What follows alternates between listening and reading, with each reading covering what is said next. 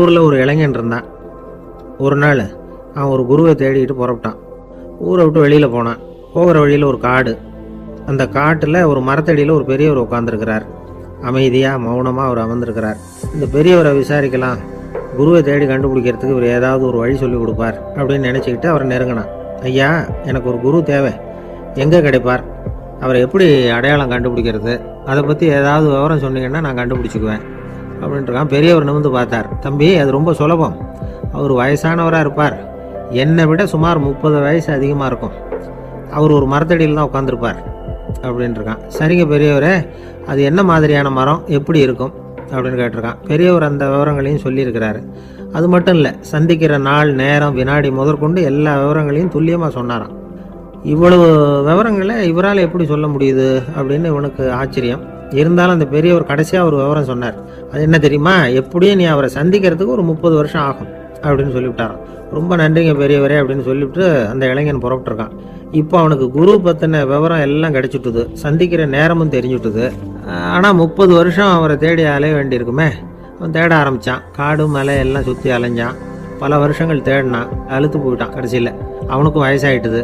கடைசியில் தன்னுடைய சொந்த ஊருக்கே திரும்பி போய்கிட்டு இருந்தான். அங்கே ஒரு மரத்தடியில் அவன் தேடிக்கிட்டு இருந்த குருநாதர் கிடைச்சார். யார் அவருன்னா, 30 வருஷத்துக்கு முன்னாடி வழி சொல்லி கொடுத்தாருல அதே பெரியவர். அவருக்கு இப்போ 30 வயசு அதிகமாக இருந்தது. அதே மரம், அன்னைக்கு பெரியவர் சொன்ன அடையாளம் இப்போ பொருத்தமாக இருந்தது. இப்போ அந்த பெரியவர் சொன்னார், சரியாக வந்து சேர்ந்துட்டேன், வா, உனக்காக தான் நான் இவ்வளவு காலமும் காத்துக்கிட்டு இருந்தேன் அப்படின்னாராம். என்ன சொல்கிறீங்கன்றிருக்கான். 30 வருஷத்துக்கு முன்னாடி என்கிட்ட வந்தியே, அப்போவே என் காலம் வந்து முடிஞ்சு போயிருந்தது. அப்போவே என்ன உனக்கு அடையாளம் தெரியல, அதனால் இவ்வளவு காலம் உனக்காக காத்துட்டு இருக்கும்படி ஆயிட்டுது அப்படின்னாராம். ஐயா, அப்போவே நீங்கள் சொல்லியிருக்கலாமே, இதுதான் 30 வருஷம் கழித்து நீ சந்திக்க போகிற இடம், நான் தான் உன்னுடைய குரு அப்படின்னு சொல்லியிருக்கலாமே அப்படின்ட்டுருக்கான். இந்த பெரியவர் சிரிச்சுக்கிட்டே இதுக்கு பதில் சொன்னாராம். நான் எவ்வளவோ விவரமாக தான் சொன்னேன், நீ சரியாக புரிஞ்சிக்கல. காரணம், அப்போ நீ போதுமான அளவுக்கு பக்குவம் பெற்றிருக்கவில்லை. அதனால் புரியும் சக்தி இல்லாமல் போயிட்டுதப்போ 30 ஆண்டு காலம் நீ அலைஞ்சி தெரிஞ்சிருக்கிற. அது காரணமாக இப்போ உனக்கு அந்த பக்குவம் வந்துட்டுது. அதனால தான் அடையாளம் காண முடிஞ்சது, நானே உன்னுடைய குரு அப்படின்னாராம். இதுலேருந்து என்ன தெரியுதுன்னா, ஆன்மீகத்தில் மாணவனாக சேர்றதுக்கு கூட ஒரு பக்குவத்தன்மை தேவைப்படுது. ஒரு பெரிய ஞானி, அவர்கிட்ட ஒரு சீடனாக இருக்க ஒருத்தன் வந்தான். எதிரில் நின்னான். ஞானி அவனை வெகு நேரம் உற்று பார்த்தார். அப்புறம் சொன்னார், சீடனாக இருக்கிறது ரொம்ப சிரமம்னார். நான் தயாராக இருக்கிறேன்னா. அது இன்னமும் சிரமமாச்சே, இங்கே வந்து குருவாக இருக்கிறது மட்டுமே சுலபம் அப்படின்னாராம். அப்படின்னா நான் குருவாகவே ஆயிடுறேன் அப்படின்னானா. இது போலவே இந்த காலத்தில் கதை ஒன்று உண்டு. ஒரு பள்ளிக்கூடத்தில் வகுப்பு ஆசிரியர் மாணவனை திட்டிக்கிட்டு இருந்தார். டேய், நீ 100க்கு 10 மார்க்கு தான் வாங்கிட்டு இருக்க, இவ்வளவு மோசமாக நீ படித்தா கடைசியில் மாடு மேய்க்கிறது கூட லாய்க்கு இல்லாதவனா ஆயிடுவேன், அதுக்கப்புறம் என்ன செய்ய போகிறேன் அப்படின்னாராம். பையன் தலையை சொரிஞ்சிக்கிட்டே சொன்னானா, சார் அப்படின்னா ஒன்று செய்கிறேன் அப்படின்னானா. இவர் கேட்டிருக்கார், என்ன செய்ய போகிறேன்னு. வேற என்ன சார், உங்களை மாதிரி ஒரு ஆசிரியர் ஆகிடுறேன் அப்படின்னானா.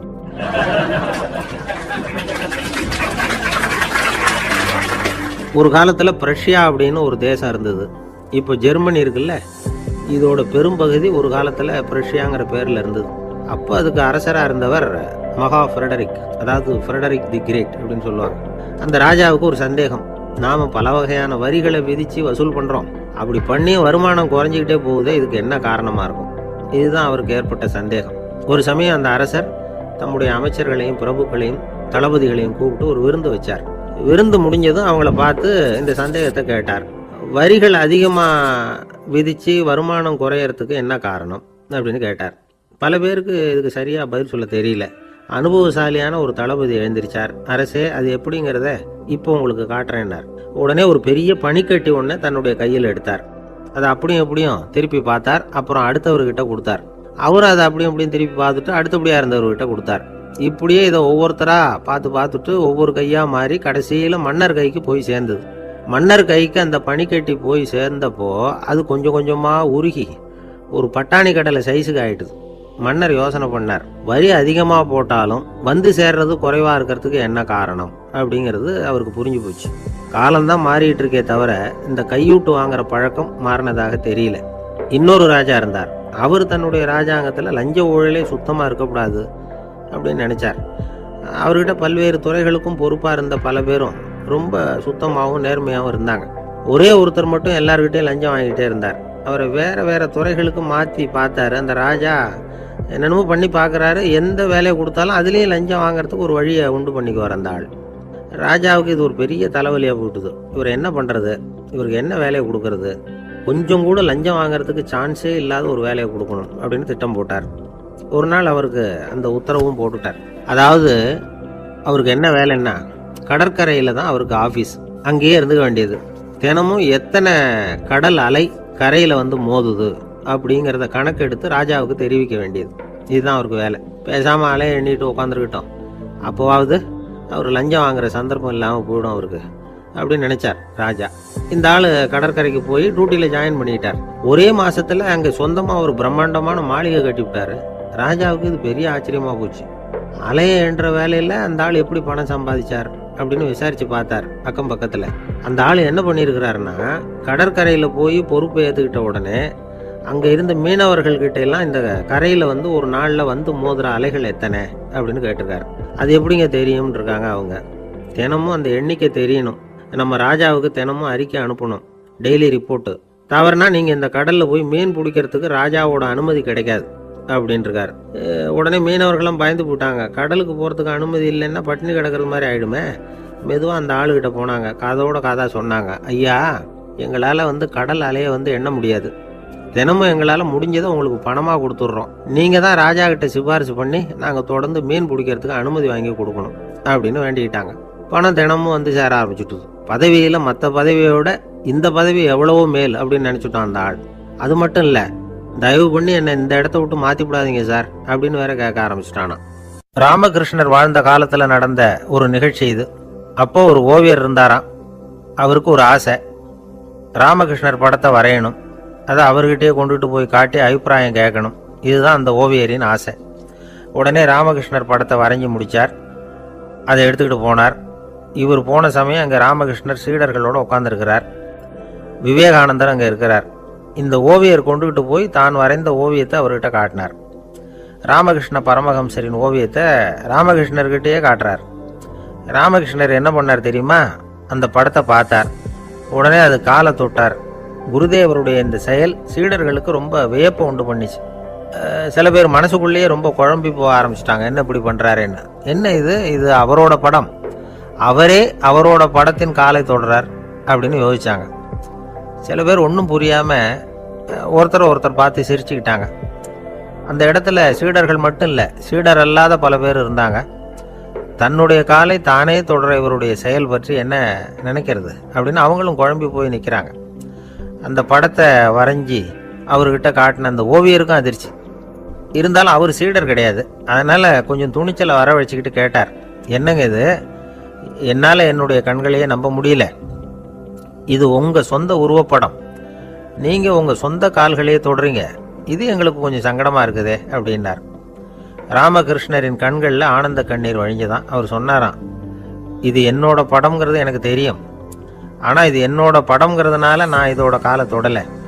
நீ என்னுடைய சமாதி நிலையை இந்த படத்தில் படம் பிடிச்சி காட்டியிருக்கிற, அதனால் அதோட காலை தொடறேன். சமாதி நிலையில் யார் இருந்தாலும், அது என்னுடைய படமாக இருந்தாலும் சரி அல்லது வேற யாருடைய படமாக இருந்தாலும் சரி, படம் யாருதுங்கிறது முக்கியம் இல்லை. இதில் எது முக்கியம்னா அது தன்னை உணர்ந்த ஒரு உணர்நிலையின் படம். அப்படி இருக்கிறப்போ அதோட காலை நான் தொடணும். அதுக்கு நீங்கள் எல்லாரும் ஏன் சங்கடப்படுறீங்கன்னு எனக்கு தெரியல அப்படின்னாராம். இப்போ தான் அங்கே இருந்து சீடர்களுக்கும் மற்றவங்களுக்கும் விவரம் புரிஞ்சுதான். இதுக்கு முன்னாடி யாரும் செய்யாததை இவர் செஞ்சிருக்கிறார், ஆனால் அவருடைய காரணம் ரொம்ப நியாயமானது அப்படிங்கிறத உணர்ந்தாங்களாம். இதுவரைக்கும் ஆன்மீகத்தில் சமாதி நிலை, அதாவது தன்னை உணர்ந்த நிலை பற்றி புரிஞ்சுக்கிட்டோம். இல்லறத்தில் ஏற்படக்கூடிய சமாதி நிலை பற்றி உங்களுக்கு தெரியுமா? ஒரு அம்மா டாக்டர்கிட்ட வந்து சொன்னாங்களாம், டாக்டர், என் வீட்டுக்காரருக்கு உடம்புல ஏதோ கோளாறுன்னு நினைக்கிறேன், நான் எவ்வளவு நேரம் பேசினாலும் காதில் விழாதது மாதிரி உட்காந்துருக்கிறார் அப்படின்னாங்களாம்.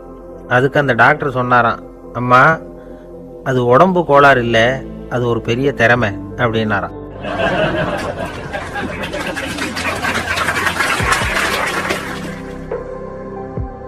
ஒரு சின்ன குழந்தை தவறுதலாக ஒரு 25 காசு நாணயத்தை மூழ்கி விட்டுது. காசு வயத்துக்குள்ளே போயிட்டுது. அந்த குழந்தையோட தாய் உடனே குழந்தைய தூக்கிக்கிட்டு ஆஸ்பத்திரிக்கு புறப்பட்டாங்க. அப்போ அந்த பக்கமாக ஒருத்தர் வந்தார் தெருவில். என்ன விவரம்னு கேட்டார். இவங்க சொன்னாங்க, குழந்தை காசை முழுங்கிட்டுது, அதுதான் அவசரமாக ஆஸ்பத்திரிக்கு தூக்கிட்டு ஓடுறேன் அப்படின்னாங்க. அவர் சொன்னார், கவலைப்படாதம்மா, உடனே இப்படி கொடுங்க குழந்தைய அப்படின்னு கையில் வாங்கினார். ஒரு கையில் அந்த குழந்தையோட கால் ரெண்டையும் பிடிச்சி தலைகீழாக தூக்கி பிடிச்சார். இன்னொரு கையால் அந்த குழந்தையோட வயத்தில் குறிப்பாக ஒரு இடத்துல அப்படியே தேடி அந்த சுட்டு விரலால் ஒரு இடத்துல பொட்டுன்னு தட்டினார். உடனே காசு அந்த குழந்தையோட வாய் வழியாக வெளியில் வந்து விழுந்துட்டுது. காசை எடுத்துக்கிட்டு இந்தாங்கம்மா உங்கள் குழந்தை அப்படின்னார். ரொம்ப நன்றிங்க, நிச்சயமாக நீங்கள் ஒரு டாக்டராக தான் இருக்கணும், என்னுடைய யூகம் சரிதானே அப்படின்னாங்களாம் அந்த அம்மா. அதுக்கு அவர், இல்லைங்க, நான் ஒரு இன்கம் டேக்ஸ் ஆஃபீஸர், வருமான வரி அதிகாரி அப்படின்னு சொல்லிவிட்டு போனாராம்.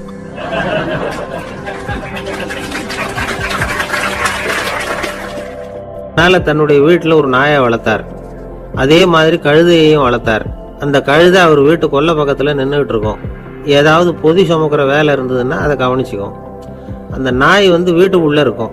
நாய்க்கு அந்த வீட்டில் ராஜ உபசாரம் தான். அதுக்கு அந்த வீட்டில் ஏகப்பட்ட மரியாதை. குளிக்கிறதுக்கு தனியாக சோப்பு, 2 வேளையும் பால், பிஸ்கட்டு, மத்தியானம் சாப்பாடு.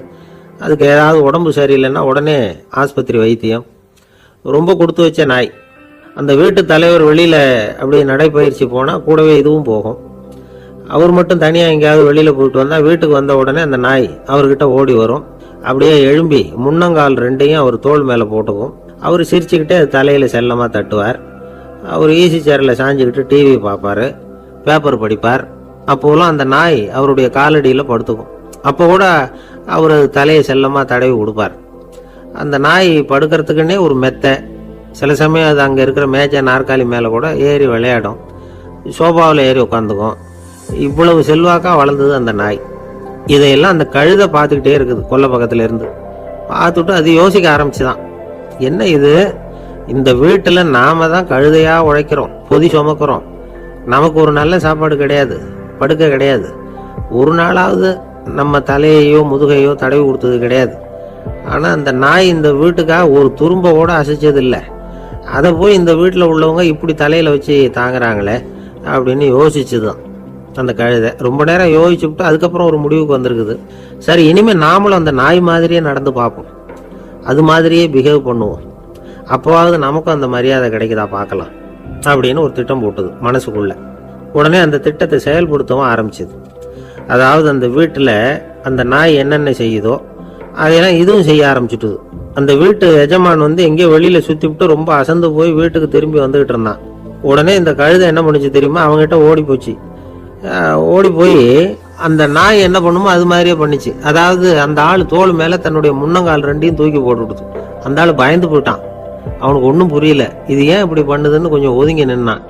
இது அவனை சுற்றி சுற்றி வருது, நாய் மாதிரி வாழை ஆட்டிக்கிட்டே சுற்றி சுற்றி வருது கழுதை. அவன் கிடுகிடுன்னு வீட்டுக்குள்ளே ஓடினான். இதுவும் பின்னாடியே ஓடிச்சு. அங்கே போய் நாய் மாதிரியே மேஜை நாற்காலி மேலே ஏறி குதிச்சு விளையாட ஆரம்பிச்சுட்டுது. சோபாவில் ஏறி உட்காருது. மேஜையில் இருந்த சாமான்லாம் கீழே விழுந்து உடையுது. கழுதை மேஜை மேலே ஏறி குதிச்சா என்னத்துக்கு ஆகும்? அந்த ஆள் பார்த்தான், சரி இந்த கழுதைக்கு என்னமோ ஆயிட்டுது அப்படின்னு முடிவு பண்ணான். ஒரு நல்ல கயிறாக பார்த்து கொண்டாந்தான். அது கால்லையும் கழுத்துலையும் கட்டினான். தரன்னு இழுத்துட்டு போனான். அடித்து கொல்லை பக்கத்தில் கட்டி போட்டுட்டான். அண்ணன் ஆகாரம் எதுவுமே கொடுக்கல, பட்னி போட்டுட்டான். இப்போ அந்த கழுதை யோசனை பண்ணி பார்க்குதான், என்ன இது, நம்ம எஜமானுக்கு இன்னைக்கு என்ன ஆயிட்டுது இப்படி? அந்த நாய் பழகிறது மாதிரி தானே நாமளும் பழகணும். ஆனால் இந்த மனுஷன் நாயை அடிக்கலை, ஆனால் நம்மளை அடிக்கிறான்.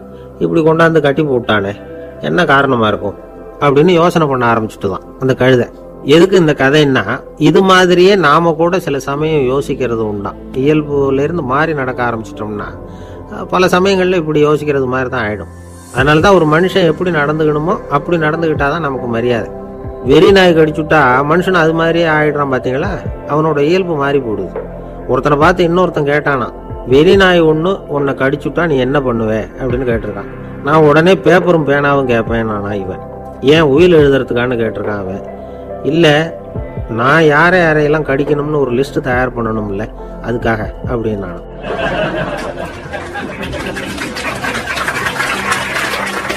ஒரு ஆள் இருந்தார். விலங்குகள் பேரில் அவருக்கு ரொம்பவும் பிரியம். அதனால் ஒரு நண்பர் ஆனந்தமாக சிகரெட் பிடிச்சிக்கிட்டு இருந்தார்.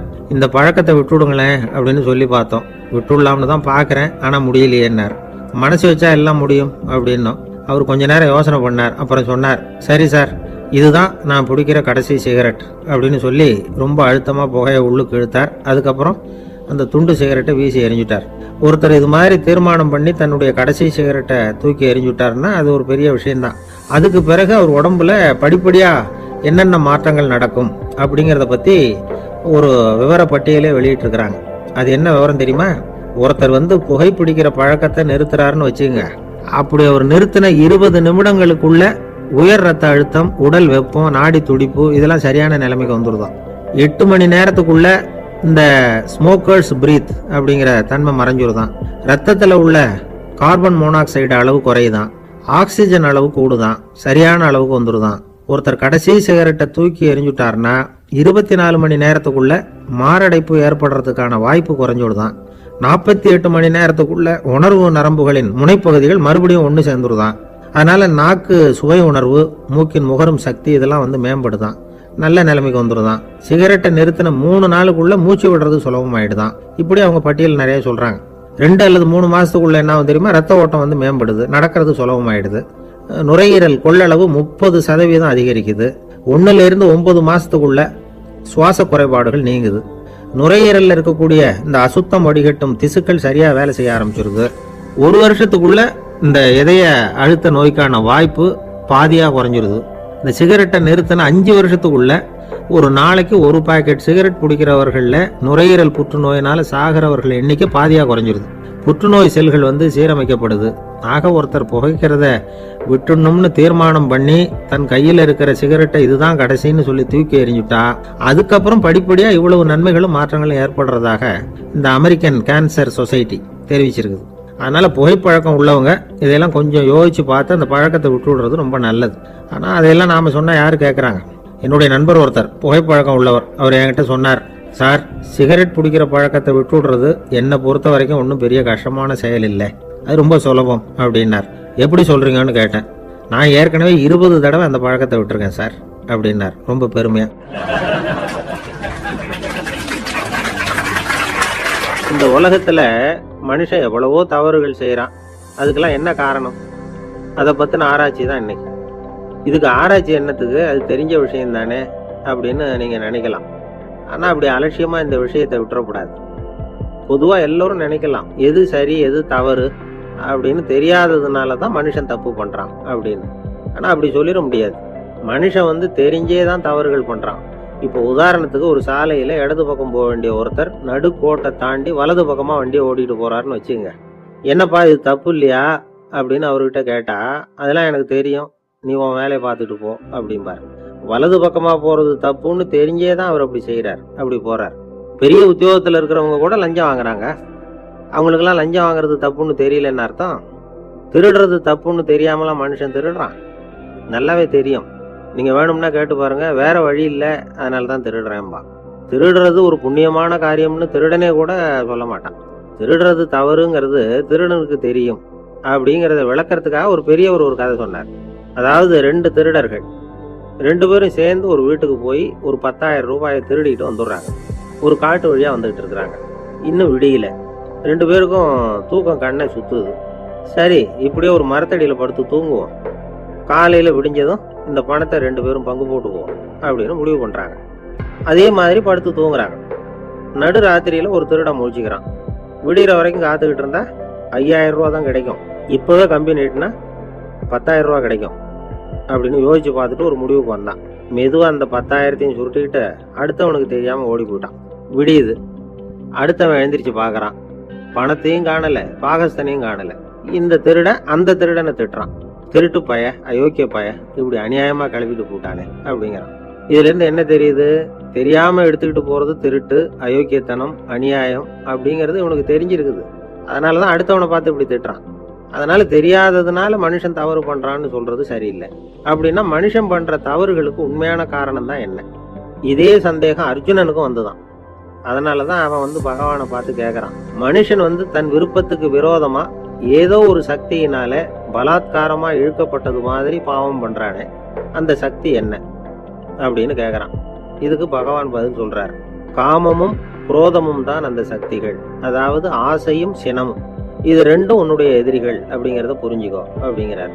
இன்னமும் நுணுக்கமா பார்த்தா காமத்தினுடைய மறு உருவங்கள் தான் குரோதமும் லோபமும்.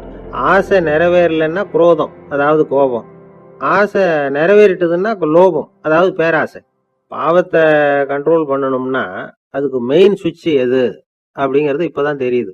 அதுக்கு மனுஷன் தெரிஞ்சே தான் தவறு பண்றான் அப்படின்னு பேசிக்கிட்டோமே, அதுக்கு ஒரு உதாரணம். ஜப்பான்ல உள்ள ஒரு புத்த விகாரை. அங்க ஒரு வயசான பௌத்த குரு தங்கியிருக்கிறார்.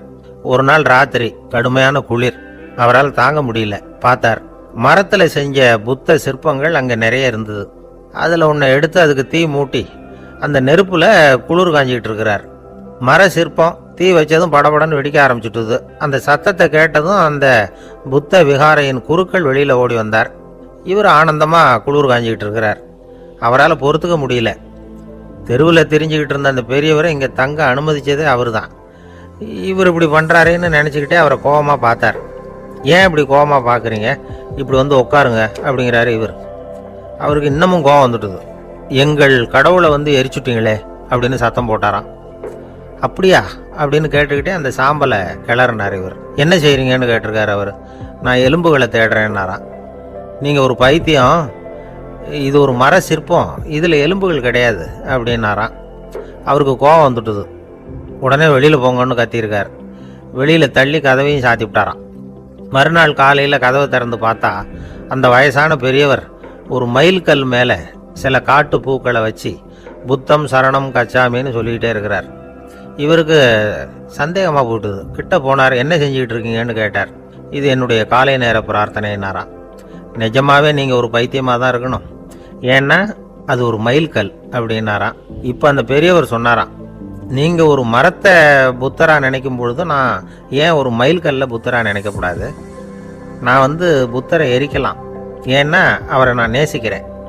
அந்த சிற்பம் வந்து மரத்தால் ஆனதுங்கிறது எனக்கு தெரியும். நான் ஒரு மயில்கல்ல தொழலாம், ஏன்னா அது எனது பூக்களை தாங்குது. நான் இந்த மயில்கல்லுக்குள்ளே மறைஞ்சிருக்கிற புத்தரை பார்க்கிறேன். யாராவது ஒரு சிற்பி இதை சிலையாக்கினாதான் நீங்க புத்தரை பார்க்க முடியும். அன்னைக்கு ரொம்ப குளிரா இருந்தது.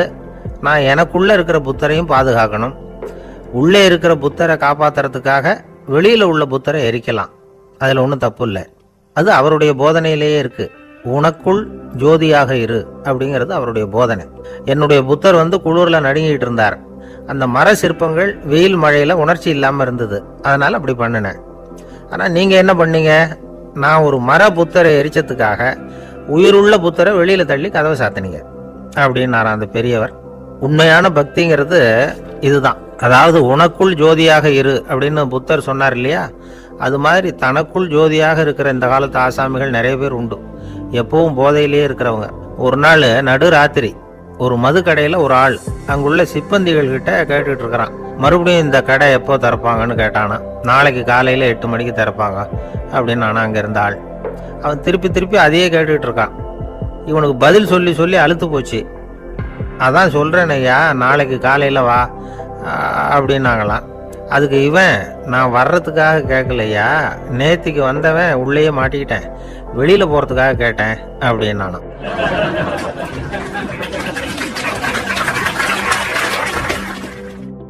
ஒரே ஒரு ஊர்ல ஒரு ராஜா இருந்தாராம். அவர் நிறைய சம்பாதிக்கணும்னு திட்டம் போட்டார். தனக்காக சம்பாதிக்கணும்னு நினைக்கல, தன்னுடைய நாட்டுக்காக சம்பாதிக்கணும் அப்படின்னு நினைச்சார். அரசாங்க கருவூலத்துல கையிருப்பு குறைச்சலா இருந்தது. மக்கள்கிட்ட வரி விதிச்சாகணும், வேற வழி இல்லை. ஆனாலும் அந்த ராஜா வந்து மக்கள் கஷ்டப்படக்கூடாது அப்படின்னு நினைக்கிறவர். மக்கள் வந்து வரியையும் கட்டணும், அதே நேரத்தில் அவங்க சிரமப்படவும் கூடாது. இதுக்கு தகுந்த மாதிரி ஒரு திட்டம் போட்டார். அது பிரகாரம் என்ன பண்ணார்னா, அந்த நாட்டில் ஒரு 3 பெரிய குளங்களை தோண்டினார். அது நிறைய தண்ணீரை நிரப்புனார். அதுக்கப்புறம் எங்கேயோ தேடி பிடிச்சி 3 விதமான மீன்களை கொண்டுகிட்டு வந்தார். அந்த 3 குளங்கள்லையும் விட்டார். அதை ஒவ்வொரு குளத்துலையும் ஒவ்வொரு விதமான மீன்கள். அந்த மீன்களுக்கு அபூர்வமான ஒரு சக்தி உண்டு. அது எப்படின்னா, அந்த குளத்துல குளிக்க வர்றவங்களுக்கு அந்த மீன்கள் கடிக்கும் பொழுது வலி ஏற்படுறதில்லை. அதுக்கு பதிலாக மகிழ்ச்சி நிறைந்த ஒரு இனிமையான உணர்வை அவங்க வந்து அனுபவிச்சாங்க. அது எப்படின்னா, இந்த முதல் குளத்தில் இருந்த மீன்களால் கடிக்கப்படும் பொழுது ஒரு விதமான இன்ப மயக்கத்தில் திளைச்சிருக்கிறது மாதிரி உணர்வு. இந்த 2வது குளம் இருக்க, அதில் இருக்கிற மீன் கடிச்சதுன்னு வைங்க, மக்களுக்கு எப்படி இருக்கும்னா, கால்களே தரையில் படாமல் அப்படியே ஆகாயத்தில் மிதக்கிறது மாதிரி ஒரு உணர்வு. அதை அனுபவிக்கிறாங்க. 3வது குளத்தில் இருக்கிற மீன் கடிச்சதுன்னா அவங்கெல்லாம் அப்படியே கோடீஸ்வரராக மாறிட்டதாக ஒரு உணர்வு. அதை அவங்களால அனுபவிக்க முடியுது. இப்படி ஒரு அபூர்வமான மீன் அது, அந்த 3 வகை. இப்படி இருந்தால் மக்கள் அந்த குளங்களில் குளிக்கிறதுக்கு ஆசைப்படாமல் இருப்பாங்களா? அதனால் கூட்டம் கூட்டமாக அலமோத ஆரம்பிச்சிட்டாங்க. ஒவ்வொரு குளத்தின் கரையிலேயும் கியூ வரிசையில் நிற்க ஆரம்பிச்சிட்டாங்க. அந்த நாட்டு மன்னர் என்ன பண்ணார்னா, ஒவ்வொரு குளத்தங்கரையிலையும் ஒரு ராஜாங்க அதிகாரியை உட்கார வச்சார். டிக்கெட்டை அடித்து கொடுத்தார். குளிக்க வர்றவங்க கிட்ட ஒரு குறிப்பிட்ட தொகையை கட்டணமாக வசூலிக்க ஆரம்பித்தார். அவ்வளவுதான். அரசாங்க கருவூலம் நிரம்ப ஆரம்பிச்சுட்டுது. ராஜாங்கத்துக்கு தேவையான பணம் கிடைச்சிட்டுது. இது ஒரு கதை. இதை பற்றி என்ன நினைக்கிறீங்க? அதாவது மக்களுக்கு சுமை தெரியாமலே வரி வசூல் பண்ணுறது நல்லது தானே அப்படின்னு நினைப்பீங்க. ஆனால் இன்றைக்கும் உலகத்தில் பல அரசாங்கங்கள் இதே மாதிரி 3 குளங்களை வெட்டி வச்சுருக்குது. மக்களும் அதில் குளிச்சுக்கிட்டு தான் இருக்கிறாங்க. அது எப்படிங்கிறீங்களா? அந்த முதல் குளம் தான் சினிமா தியேட்டர். அதில் குளிக்கிறவங்க தான் ஒரு விதமான இன்ப மயக்கத்தில் தெளிச்சிருக்கிறது மாதிரியான உணர்வை அனுபவிக்கிறவங்க. 2வது குளம் தான் சாராய கடை. இந்த குளத்தில் குளிக்கிறவங்க தான் கால்களே தரையில் படாமல் ஆகாயத்தில் மிதக்கிறது மாதிரி உணர்வை அனுபவிக்கிறவங்க. 3வது குளம் லாட்ரி டிக்கெட். இதில் குளிக்கிறவங்க தாங்கள் அப்படியே கோடீஸ்வரர்களாக மாறினது மாதிரி ஒரு உணர்வு, அதை அனுபவிக்கிறவங்க. இன்றைக்கி பல நாடுகள் இந்த குளங்களை பயன்படுத்திக்கிட்டு தான் வராங்க. ஒரு பூவில் வண்டு உட்காருது. அதில் இருக்கிற தேனை வண்டு எடுக்குது. இந்த சமயத்தில் அந்த பூவுக்கு வலிக்குமா? அதுக்கு வலிக்கிறது இல்லை. அந்த பூவோட மலர்ச்சியும் வளர்ச்சியும் குன்றி போகிறதும் கிடையாது. ஒரு ராஜா மக்கள்கிட்ட வரி வசூல் பண்ணும் பொழுது மக்களுக்கு சிரமமும் தெரியக்கூடாது, அதே நேரத்தை அதனால் அவங்க வாழ்க்கையும் கெட்டு போயிடக்கூடாது. அது மாதிரி வரி வசூல் பண்ணணுமா? இது காளிதாசனின் ரகுவம்சத்தில் காணப்படுகிற ஒரு கருத்து. ஒரு ஊரில் ஒரு மன்னர் இருந்தார். அவர் பக்கத்து தேசத்து மேலே படையெடுக்கணும்னு நினச்சிக்கிட்டு இருந்தார். அதையும் தன்னுடைய நாட்டோட சேர்த்துக்கணுங்கிற ஆசை. எப்போ படையெடுக்கலாம்னு யோசிச்சுக்கிட்டு இருந்தார். இப்படி யோசிச்சுக்கிட்டு இருந்த சமயத்தில் ஒரு பெரியவர் அவரை தேடிட்டு வந்தார். அவர் அடிக்கடி வருவார், அவர்கிட்ட பேசிக்கிட்டு இருப்பார். இப்போவும் அப்படி தான் வந்தார். என்ன மன்னா யோசனைன்னாரு. இவர் தன்னுடைய யோசனையை சொன்னார். இந்த சமயத்தில் மன்னருக்கு தாகம் எடுத்தது. தண்ணி குடிக்கணும் போல இருந்தது. உடனே அங்கே இருந்த ஒரு அரண்மனை பணியாளரை கூப்பிட்டார். போய் கொஞ்சம் தண்ணி கொண்டு வாப்பா அப்படின்னார். அந்த பணியாளர் போனார். ஒரு கோலையில் தண்ணி கொண்டு வந்தார். ராஜா கிட்ட நீட்டினார். ராஜா அதை வாங்கி குடிக்கிறதுக்காக வாய்கிட்ட கொண்டுட்டு போனார். அந்த நேரம் பார்த்து மன்னா கொஞ்சம் பொறுங்கன்னார் இந்த பெரியவர். ஆவலோட குடிக்க போன மன்னர் அப்படியே நிறுத்திக்கிட்டு பெரியவரை பார்த்தார். இப்போ அந்த பெரியவர் சொன்னார், மன்னா, இப்போ உங்களை விட வலிமை உள்ள ஒரு சக்தி உங்களுக்கு தண்ணி கொடுக்க மறுத்துடுதுன்னு வைங்க, உங்களை குடிக்க விடாம தடுத்துடுது அப்படின்னா, இப்போ இந்த ஒரு கோவலை தண்ணீரை என்ன விலை கொடுத்து வாங்குவீங்க அப்படின்னு கேட்டார். இப்போ எனக்கு இருக்கிற தாகத்துக்கு என்னுடைய அரசாங்கத்தில் பாதியையாவது கொடுத்து இந்த தண்ணியை வாங்கறதுக்கு தயங்க மாட்டேன்னார் அவர். சரி, இப்போ அந்த தண்ணியை குடிங்கன்னார் பெரியவர். மன்னர் ஆவலோடு அந்த தண்ணியை குடிச்சு முடிச்சார். அதுக்கப்புறம் கொஞ்ச நேரம் தன்னுடைய படையெடுப்பை பற்றி சொல்லிகிட்டு இருந்தார்.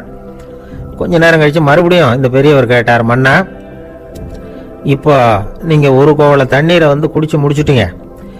இப்போ அந்த தண்ணீர் உங்கள் உடம்பை விட்டு வெளியில் வரக்கூடிய பாதை அடப்பட்டு போச்சு அப்படின்னு வச்சுங்க, அதை வெளியேற்றுவதற்காக நீங்கள் எவ்வளவு செலவழிப்பீங்க அப்படின்னு கேட்டார். மன்னர் யோசனை பண்ணார். அப்படி ஒரு நிலைமை ஏற்பட்டு போச்சுன்னா என்னுடைய அரசாங்கம் பூராவையும் அதுக்கு ஈடாக தர்றதுக்கு கூட தயங்க மாட்டேன்னார். இப்போ அந்த பெரியவர் சொன்னார், எந்த அரசாங்கத்தின் மதிப்பு ஒரு கோவலை தண்ணீர் அளவுக்கு கூட இல்லையோ அந்த அரசாங்கத்தை அடையணுங்கிற பேராசையில் மனிதர்கள் தங்களுடைய சகோதரர்கள் கூடவே சண்டை போட்டுக்கிறாங்களே, அதில் ஏதாவது அர்த்தம் இருக்குதா அப்படின்னாராம். மன்னருக்கு இப்போதான் அர்த்தம் புரிஞ்சுதான். மனசில் தெளிவு உண்டாச்சு. தன் மனசுக்குள்ளே உண்டான வெறியை விரட்டி அடிச்சு விட்டார். அதுக்கப்புறம் நிம்மதியாக ஆட்சி புரிஞ்சார். இப்படி ஒரு கதை. உயிருக்கு என்ன விலை கொஞ்சம் யோசனை பண்ணி பாருங்கள். ஆனால் அது இப்போ எவ்வளோ மலிவாக போயிட்டுது, அதையும் யோசனை பண்ணி பாருங்களேன். ஆசை பேராசையாக மாறுது, அப்புறம் அது வெறியாகுது, அதுக்கப்புறம் பைத்தியம் பிடிக்குது. இந்த காலத்து மனிதர்களுக்கு 2 விதமான பைத்தியம் பிடிச்சிருக்கிறதாக அவர் பெரியவர் சொல்கிறார். ஒன்று பணம், இன்னொன்று அதிகாரம். இதெல்லாம் எவ்வளவு காலத்துக்கு நீடிக்கும்? ஒரு சர்வாதிகார நாட்டில் 3 பேர் ஜெயிலில் இருட்டு அறையில் பேசிக்கிட்டு இருக்கிறாங்க. நீ எப்படி இந்த ஜெயிலுக்கு வந்த அப்படின்னு ஒருத்தர் கேட்டாராம். இந்த நாட்டு ராஜாவை ஆதரித்து நான் பிரச்சாரம் பண்ணினேன், அதனால் கூட்டத்தில் தகராறு வந்துட்டுது, கலவரமாக போச்சு, அதுக்கு நான் தான் காரணம்னு அரெஸ்ட் பண்ணி இங்கே கொண்டாந்து போட்டாங்க அப்படின்னாராம் அவர். சரி, நீ எப்படி இங்கே வந்த அப்படின்னு இன்னொருத்தரை பார்த்து கேட்டிருக்கார். நான் இந்த நாட்டு ராஜாவை எதிர்த்து பிரச்சாரம் பண்ணேன், அதனால் கலவரம், அரெஸ்ட் பண்ணி கொண்டாந்து போட்டாங்கன்னார். சரிப்பா, நீ எப்படி அங்கே வந்த அப்படின்னு 3வது ஆளை பார்த்து இவங்க கேட்டாங்களாம். இதுக்கு அந்த ஆள்